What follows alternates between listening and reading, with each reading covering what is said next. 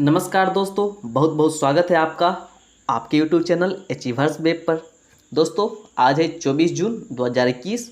सबसे पहले एक प्यारा सा गुड मॉर्निंग। और आने वाले हम लोग कुछ समय में आज के करंट अफेयर्स को डिस्कस करेंगे और साथ ही साथ आपको विश्व भ्रमण में करवा रहा हूँ। तो अभी फिलहाल अफ्रीका कंटिनेंट को हम लोग देख रहे हैं, तो उसी के बारे में अन्य तथ्यों को जानेंगे। ओके, ठीक है दोस्तों। तो दोस्तों प्लीज़ एक रिक्वेस्ट आप लोगों से हमेशा रहता है कि चैनल को सब्सक्राइब कर दो यार, यदि कुछ भी अच्छा लगता है तो। ओके, और बेल आइकन को तो ज़रूर से ज़रूर प्रेस कर लो ताकि सारी वीडियोज़ की नोटिफिकेशन आपके पास जल्द से जल्द आ जाए। ओके, तो दोस्तों आइए बिना कोई इधर उधर की बातें किए हुए हम लोग शुरू करते हैं मैप ऑफ द डे के साथ। और मैप ऑफ द डे में हम लोग अफ्रीका कंटिनेंट को डिस्कस कर रहे थे। दोस्तों, अफ्रीका कंटिनेंट में वैसे तो 55 के आसपास कंट्रीज है। ओके, लेकिन हम लोग इसमें हमारा जो करने का कंट्री को करने का तरीका होगा वो दूसरा होगा। ओके, वो किस प्रकार से करेंगे वो मैं आगे आपको बताता हूँ। तो सबसे पहले आज हम लोग जानेंगे कुछ बातों को जो आपके एग्जाम में पूछता है। तो आज का बात हमारे साथ यही रहेगा कि ट्रॉपिक ऑफ कैंसर मतलब कि कर्क रेखा किस किस अफ्रीकी देश से होकर गुजरती है, इसके बारे में जानेंगे। और उन सब देशों में यदि कोई और इम्पोर्टेंट फैक्ट्स हुआ तो उसके बारे में भी हम लोग जानते चलेंगे। ओके, तो चलिए मैं थोड़ा सा वर्ल्ड मैप पर आता हूँ। इसमें साफ से दिख नहीं रहा है। ये देखिए दोस्तों, मैं आपको फिजिकल मैप पर ले आया हूँ। अब आइए थोड़ा सा जूम इन करता हूँ ताकि आपको आसानी से समझ में आ जाए कि हम लोग आज क्या डिस्कस करने वाले हैं। ओके, तो ये जो पतली पतली सी वाइट वाली लाइन आपको दिख रही होगी, ये हमारा कर्क रेखा है। ओके, ये जो लाइन इधर से इधर तक गई है ये हमारा कर्क रेखा है। अब कितने अफ्रीकी देश इससे पास होते हैं इसके बारे में आप लोग जानिए। तो काउंट कीजिएगा। वेस्टर्न सहारा हो गया पहला, फिर मॉरिटानिया हो गया, फिर माली हो गया, फिर आपको अल्जीरिया दिख रहा होगा। ओके, फिर थोड़ा सा आपको नाइजीरिया भी दिख रहा होगा। ओके, थोड़ा सा लीबिया, फिर इजिप्ट। तो इस तरह से 1 2 3 4 5 6 7 कहने का मतलब कि 7 देशों से हमारा कर्क रेखा पास करता है अफ्रीका के महादेश से। ओके, तो ध्यान रखिएगा कौन कौन से देश है। वेस्टर्न सहारा, मॉरिटानिया, माली, अल्जीरिया, नाइजर, लीबिया, चाड और इजिप्ट। ओके, ये तो बातें हो गई। चलिए बस इसको ध्यान रखिएगा। अब थोड़ा सा मैं इन देशों के बारे में कुछ बातें आपको बताता चलता हूँ। ठीक है, तो सबसे पहले मोरक्को और स्पेन की बात तो मैं कल कर ही चुका था कि मोरक्को और स्पेन के बीच कौन सा जल संधि है, जिब्राल्टर जल संधि है। इसके बारे में तो मैं आपको बता ही चुका था कल।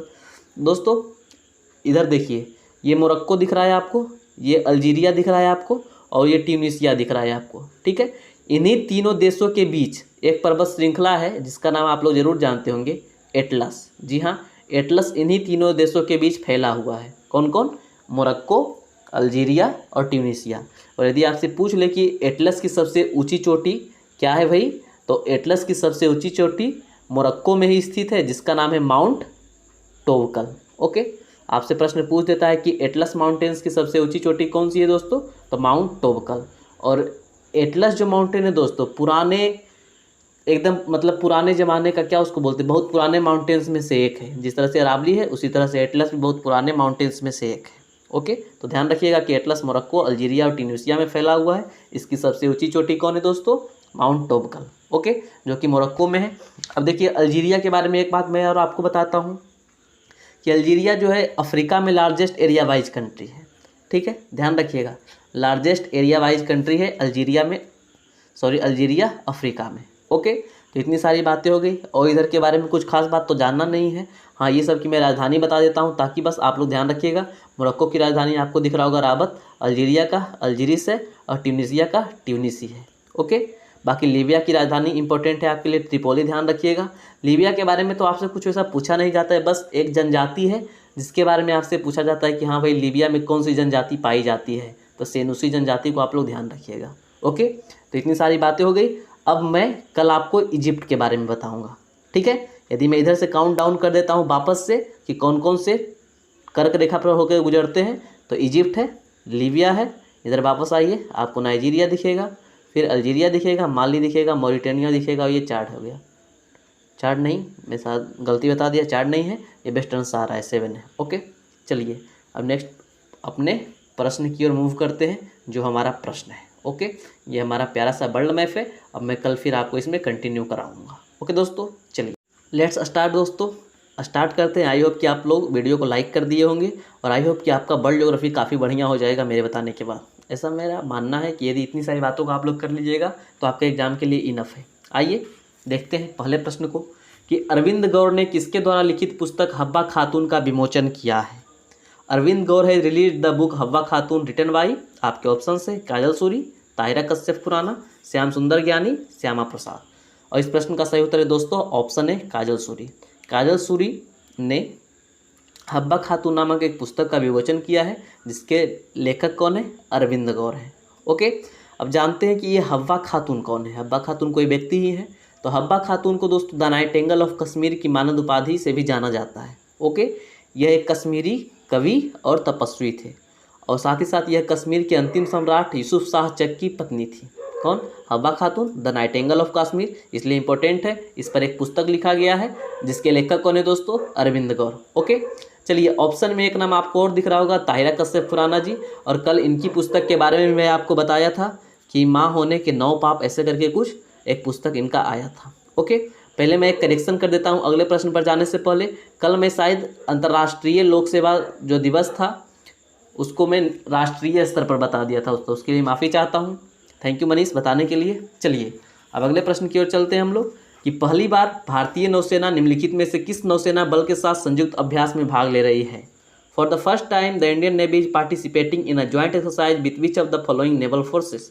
तो दोस्तों आपके ऑप्शंस हैं यूएसए नेवल फोर्स, यूरोपीय संघ नौसेना बल, ब्राज़ील नेवल फोर्स और यूके नेवल फोर्स। दोस्तों भारत पहली बार यूरोपीय संघ नौसेना बल के साथ मिलकर अभ्यास में भाग ले रहा है। ओके, चलिए इसके बारे में और कुछ बातें जानते हैं। ये इस भारतीय नौसेना के साथ साथ और कौन कौन से देश इस अभ्यास में है।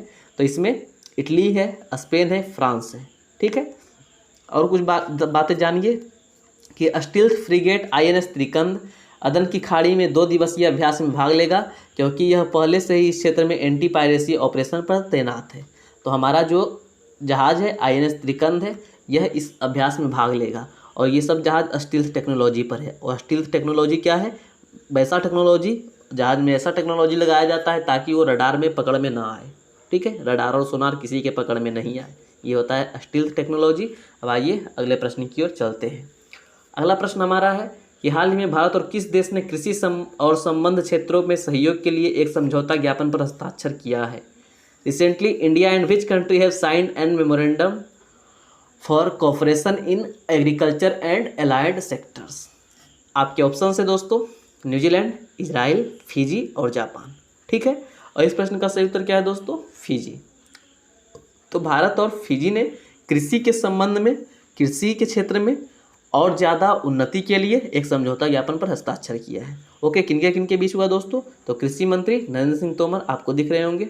ओके, और फिजी के जो कृषि मंत्री हैं डॉक्टर महेंद्र रेड्डी। ठीक है, ये दोनों वर्चुअल बैठक में अपने जो डॉक्यूमेंट्स होते हैं उस पर हस्ताक्षर किए हैं। ओके, आपको एक काम क्या करना है कि फिजी का कैपिटल क्या है ये आपको कमेंट करके जवाब देना है और साथ ही साथ किस कंटिनेंट में ये भी आपको जवाब देना है। ओके, ये आपका आज का पहला प्रश्न है। चलिए अगले प्रश्न की ओर चलते हैं। सभी अपना अनुमान लगाते रहते हैं कि भारत की अर्थव्यवस्था का क्या होगा, तो जानिए उसके बारे में। एक और प्रश्न है कि मूडीज इन्वेस्टर्स सर्विस ने 2021 के लिए भारत के विकास अनुमान को घटाकर कितने फीसदी कर दिया, जो पहले के 13.9% था। दोस्तों मूडी, आपके इंग्लिश में पढ़ देता हूँ प्रश्न पहले। Moody's investors service has reduced India growth forecast for 2021 to what percent from 13.9% earlier. पहले इन्होंने प्रेडिक्ट किया था मूडीज ने कि भारत की जो ग्रोथ रेट रहेगी वो 13.9% रहेगा। ओके, लेकिन कोरोना की सेकेंड वेव में इतनी बहुत ज़्यादा दुर्गति हो गई थी, उसके बाद फिर लग रहा है ऐसा कि थर्ड वेव भी आने वाला है, तो वो सबको देखते हुए इसको घटाकर 9.6 कर दिया है। फिर आप देखिएगा सितंबर अक्टूबर के महीने में या तो घट जाएगा या तो बढ़ जाएगा। ओके, ये सब चलता रहता है, हर एक तिमाही पर चेंज होता रहता है। ठीक है दोस्तों, चलिए और कुछ बातें जानते हैं इसके बारे में। इसके अनुसार 2022 में विकास 7% तक सीमित रहेगा ओवरऑल। ओके, हाईलाइट ग्रोथ पूर्वानुमान को मैक्रो इकोनॉमिक्स इंडिया नामक अपनी रिपोर्ट में प्रकाशित किया गया था। ठीक है, चलिए अगले प्रश्न को देखते हैं कि report writers institute for study of journalism द्वारा प्रकाशित राइटर्स डिजिटल न्यूज रिपोर्ट 2021 में 46 मीडिया बाजार में से समाचार में विश्वास की श्रेणी में भारत को किसने स्थान पर रखा गया है। Report what is the rank of India in the category of trust in news out of 46 media markets in Reuters digital news report 2021 published by Reuters institute for study of journalism. दोस्तों देखिए, भारत को इसमें 31वें स्थान पर रखा गया है। किसमें, ट्रस्ट इन न्यूज, मतलब आप जो न्यूज़ दिखाते हैं उसमें लोगों को कितना विश्वास है, समाचार में विश्वास। फालतू फालतू का न्यूज़ दिखाते रहिएगा तो विश्वास नहीं ना रहेगा। तो आप इतना ऑथेंटिक न्यूज़ दिखाइए, ज़्यादा इधर उधर की बातें नहीं, बस ऑथेंटिक न्यूज़ दिखाइए और अपना चल बसिए। लेकिन ऑथेंटिक न्यूज़ दिखाएंगे, मसाला नहीं रहेगा, तड़का नहीं रहेगा तो लोग पसंद ही नहीं करेंगे।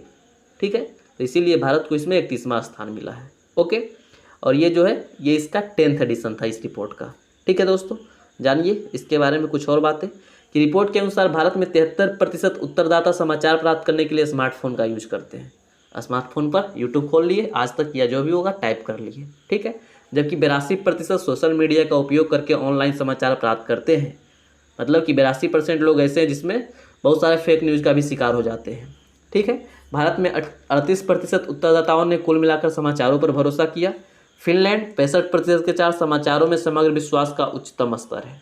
ओके, और संयुक्त राज्य अमेरिका सबसे लो पर है, भारत बीच में है। ठीक है दोस्तों, चलिए अगले प्रश्न को देखते हैं। समाचार पर भरोसा किया कीजिए आप लोग, तभी रैंकिंग में सुधार आएगा। अगला प्रश्न है कि किस राज्य सरकार ने कोविड-19 महामारी के कारण एक सदस्य को खोने वाले परिवारों को वित्तीय सहायता प्रदान करने के लिए मुख्यमंत्री कोविड-19 परिवार आर्थिक सहायता योजना शुरू की है? Which state government has launched the मुख्यमंत्री कोविड-19 family economic assistance scheme to provide financial assistance to families who have lost a member due to the covid pandemic? तो दोस्तों आपके ऑप्शंस महाराष्ट्र, दिल्ली, उत्तर प्रदेश और गुजरात है। और इस प्रश्न का सही उत्तर है दोस्तों दिल्ली। दिल्ली की सरकार केजरीवाल साहब ने एक ऐसा स्कीम लॉन्च किया है जिसके अंतर्गत कोई भी व्यक्ति, कोई भी परिवार कोविड-19 के कारण अपना एक सदस्य खो चुका है, उसे वित्तीय सहायता प्रदान की जाएगी। ये कितनी है ये अभी रिवील नहीं की गई है। ठीक है दोस्तों, चलिए नहीं रिवील की गई है कि 50,000 रुपये की अनुग्रह राशि प्रदान की जाएगी। ठीक है, हालांकि व्यक्ति के बदले राशि तो बराबरी कर नहीं सकता, लेकिन जो भी है सही है। चलिए अगले प्रश्न को देखते हैं कि शोधकर्ताओं ने महाबालेश्वर गुफा से चमगादड़ों में किस वायरस के एंटीबॉडी की खोज की है? Researchers have discovered antibodies of which virus in birds from Mahabaleshwar cave? दोस्तों आपके ऑप्शन है कोविड-19, इबोला, निपाह और जीका। और इस प्रश्न का सही उत्तर है दोस्तों निपाह। निपाह वायरस की खोज की है, मतलब निपाह वायरस मिला है कहाँ? महाबालेश्वर गुफा से। महाबालेश्वर का गुफा कहाँ है दोस्तों? महाराष्ट्र में। और निपाह वायरस भी आपको देखकर लग रहा होगा कि चमगादड़ से ही फैलता है। ओके, तो सही बात है, चमगादड़ से ही फैलता है। जानिए इसके बारे में कुछ और। शोधकर्ताओं ने महाराष्ट्र के महाबालेश्वर की एक गुफा से चमगादड़ की कुछ प्रजातियों में निपाह वायरस के खिलाफ एंटीबॉडी की मौजूदगी का पता लगाया है। ठीक है, यह सर्वेक्षण नेशनल इंस्टीट्यूट ऑफ वायरोलॉजी और Indian council of medical research द्वारा संयुक्त रूप से किया गया है। तो घबराने की बात नहीं है दोस्तों, एंटीबॉडी मिला है इसमें निपाह वायरस का। ओके, मतलब कि वैक्सीन बन सकता है। चलिए अब अगले प्रश्न को देखेंगे। ज़्यादा कुछ उसमें खास था नहीं। प्रश्न है, ये प्रश्न काफ़ी इंपॉर्टेंट आपके लिए है, ध्यान रखिएगा कि टोक्यो ओलंपिक के लिए भारतीय पुरुष हॉकी टीम का कप्तान किसे बनाया गया है? Who has been named the captain of the Indian men's hockey team for the Tokyo Olympic? आपके ऑप्शन हैं मनप्रीत सिंह, पी.आर. श्रीजेश, हरमनप्रीत सिंह और वीरेंद्र लकड़ा। इस प्रश्न का सही उत्तर है दोस्तों मनप्रीत सिंह। मिडफील्डर हैं मनप्रीत सिंह, इन्हें भी ओलंपिक के लिए भारतीय पुरुष हॉकी टीम का कप्तान बनाया गया है। ओके, और उप कप्तान बनाया गया है दोस्तों वीरेंद्र लाकड़ा। ठीक है, मनप्रीत का यह तीसरा ओलंपिक गेम होगा। ओके, तो बस और ज़्यादा कुछ बातें नहीं इसके बारे में। अब अगले प्रश्न की ओर हम लोग डायरेक्टली मूव करेंगे कि किस राज्य ने कृषि विविधीकरण योजना 2021 शुरू की है? दोस्तों मानसून आ गया है तो कुछ दिन में आपके पास न्यूज आएगी कि अब रोपनी का काम शुरू हो जाएगा। ओके, धान का रोपा शुरू होगा। ठीक है, चलिए आपके ऑप्शंस दिए गए हैं महाराष्ट्र, राजस्थान, गुजरात और मध्य प्रदेश। तो गुजरात ने कृषि विविधीकरण योजना शुरू की है। ओके, ये योजना क्या है दोस्तों? तो इस योजना से आदिवासी क्षेत्रों में वनबंधु कल्याण योजना के किसानों को लाभ होगा, जबकि गुजरात में आदिवासी क्षेत्रों में कृषि को टिकाऊ और लाभदायक बनाया जाएगा। मिला जुलाकर जो कृषि विविधीकरण योजना है, इसका डायरेक्टली संबंध इससे है कि हम किस प्रकार से ऐसा काम करें ताकि गरीब तबके का भी आदमी अच्छे से अपना जितना उनके पास ज़मीन है उसमें मैक्सिमम खेती कर सके। ओके, और आदिवासी लोग भी इसमें सम्मिलित हो जाए। ये है कृषि विविधीकरण योजना। ठीक है, किसके द्वारा? गुजरात के द्वारा। ओके, चलिए अगले प्रश्न को देखते हैं कि किस राज्य के मंत्री ने सबसे अधिक बच्चों वाले माता पिता को 1 लाख रुपए के नगद प्रोत्साहन की घोषणा की है? काफ़ी इंटरेस्टिंग न्यूज है। Which state's minister has announced a cash incentive worth Rs 1 lakh to parents with the highest number of children? आपके ऑप्शन से दोस्तों मणिपुर, मिजोरम, नागालैंड, अरुणाचल प्रदेश। और इस प्रश्न का सही उत्तर है मिजोरम। ओके, मिजोरम के खेल मंत्री रॉबर्ट रोमाविया रॉयटे ने सबसे अधिक बच्चों वाले जीवित माता पिता को 1 लाख रुपए के नगद प्रोत्साहन की घोषणा की है। क्यों भाई? तो मंत्री ने जनसांख्यिकीय रूप से छोटे मिजो समुदाय के बीच जनसंख्या वृद्धि को प्रोत्साहित करने के लिए अपने निर्वाचन क्षेत्र में घोषणा की है। तो दोस्तों, मिजो समुदाय खत्म ना हो, इसकी जनसंख्या बढ़ी रहे, इसलिए ऐसा इन्होंने घोषणा की है कि जिसके माता पिता जिंदा हो गए हाईएस्ट चिल्ड्रन वाले, उन्हें 1 लाख रुपए का कैश दिया जाएगा अवार्ड के रूप में, ओके, प्रोत्साहन के रूप में। ठीक है, चलिए, काफ़ी इंटरेस्टिंग न्यूज़ था, ध्यान रखिएगा। अब अगले प्रश्न को देखेंगे कि निम्न में से किस ब्रिटिश वकील ने अंतर्राष्ट्रीय आपराधिक न्यायालय के नए मुख्य अभियोजक के रूप में शपथ ग्रहण की है? Which of the following British lawyer has been sworn in as the new chief prosecutor of the international criminal court? इस प्रश्न का सही उत्तर है दोस्तों करीम खान। करीम खान साहब ने अंतर्राष्ट्रीय आपराधिक न्यायालय के नए मुख्य अभियोजक के रूप में शपथ ग्रहण की है। ओके, उन्होंने लाइबेरिया के पूर्व राष्ट्रपति चार्ल्स टेलर और केन्या के उपराष्ट्रपति विलियम रूटो का अंतर्राष्ट्रीय अदालतों में बचाव किया है। ब्रिटिश वकील करीम खान को अभियोजक, अन्वेषक और बचाव पक्ष के वकील के रूप में अंतर्राष्ट्रीय अदालतों में कई वर्षों का अनुभव है। ठीक है, तो मिला जुला कर समझिए, बात यह है कि करीम खान को नया चीफ, क्या उसको बोला जाता है, वकील के रूप में शपथ ग्रहण किए हैं। ये कहाँ? अंतर्राष्ट्रीय न्यायालय का। ओके, अंतर्राष्ट्रीय आपराधिक न्यायालय का मुख्यालय कहाँ है, ये तो आपको पता ही होगा। तो चलिए जल्दी से कमेंट डाउन कर दीजिए। ठीक है दोस्तों, ओके, चलिए अब अगले प्रश्न को देखते हैं। ये प्रश्न भी आपके लिए इंपॉर्टेंट है कि निम्न में से किस राज्य सरकार ने पूर्व आरबीआई गवर्नर रघुराम राजन को आर्थिक सलाहकार परिषद में शामिल किया है? Which of the following state government has included farmer RBI governor Raghuram Rajan in the economic advisory council? इस प्रश्न का सही उत्तर है दोस्तों तमिलनाडु। तमिलनाडु ने पूर्व आरबीआई गवर्नर रघुराम राजन जी को अपने आर्थिक सलाहकार परिषद में शामिल किया है। ओके, इसके बारे में और ज़्यादा कुछ तो बात बताने को है नहीं। अगले प्रश्न की ओर आते हैं और शायद ये हमारा आज का अंतिम प्रश्न होगा कि हाल ही में किस राज्य सरकार ने मुख्यमंत्री उद्यमी योजना शुरू की है? Which state government has recently launched मुख्यमंत्री उद्यमी योजना? और फोटो देख के तो आपको समझ आ ही रहा होगा कि बिहार में बाहर वाले मुख्यमंत्री कौन, हमारे श्री नीतीश कुमार जी के द्वारा मुख्यमंत्री उद्यमी योजना शुरू की गई है।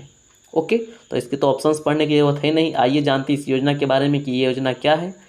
तो बिहार के मुख्यमंत्री नीतीश कुमार ने मुख्यमंत्री युवा उद्यमी योजना और मुख्यमंत्री महिला उद्यमी योजना नाम से 2 महत्वाकांक्षी योजनाएं शुरू की है। ठीक है, मुख्यमंत्री युवा उद्यमी योजना के तहत नया उद्योग लगाने के लिए अधिकतम 10 लाख रुपए की राशि दी जाएगी। ओके, जिसमें 5 लाख रुपये अनुदान के रूप में और बाकी 5 लाख रुपये ऋण के रूप में 1% ब्याज पर उपलब्ध कराया जाएगा। सरकार का कहना है कि ऐसा युवाओं को सक्षम एवं आत्मनिर्भर बनाने के लिए किया जा रहा है। आप कुछ भी कर लीजिए नीतीश जी, लेकिन माइंडसेट को कैसे चेंज कर पाइएगा? और यहाँ का माइंडसेट ही है सरकारी नौकरी।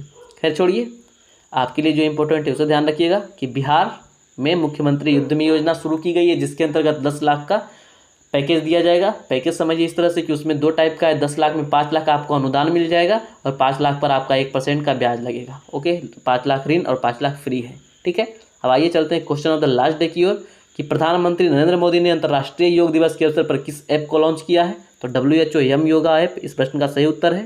ठीक है दोस्तों, अब फिलहाल मूव करते हैं हम लोग क्वेश्चन ऑफ द डे की ओर, जो कि हमारा लास्ट सेगमेंट होता है। और आज का प्रश्न है कि पहला अंतर्राष्ट्रीय ओलंपिक दिवस किस वर्ष मनाया गया था? आपके ऑप्शन है 1947, 1948, 1958, 1974। इसके साथ साथ ये भी कमेंट कीजिएगा कि पहला ओलंपिक कब हुआ था। ठीक है, तो आई होप कि आपको ये सेशन काफ़ी पसंद आया होगा। अंत तक बने रहने के लिए आप सबका बहुत बहुत धन्यवाद। इसी तरह से आप हमारे साथ बने रहिए। हमसे जो बन पाता है वो हम आपके लिए करेंगे, और आप भी थोड़ा बहुत हमारी मदद कर दीजिए। किस तरह से? लाइक करके, शेयर करके। ओके दोस्तों, और यदि चैनल पर नए हैं तो चैनल को सब्सक्राइब करके बेल आइकन को दबाना नहीं भूलिएगा। तो मिलता हूँ आपसे अगले दिन अगले वीडियो में। अपना ख्याल रखिएगा। ओके, जय Hind, it's Shivam signing off.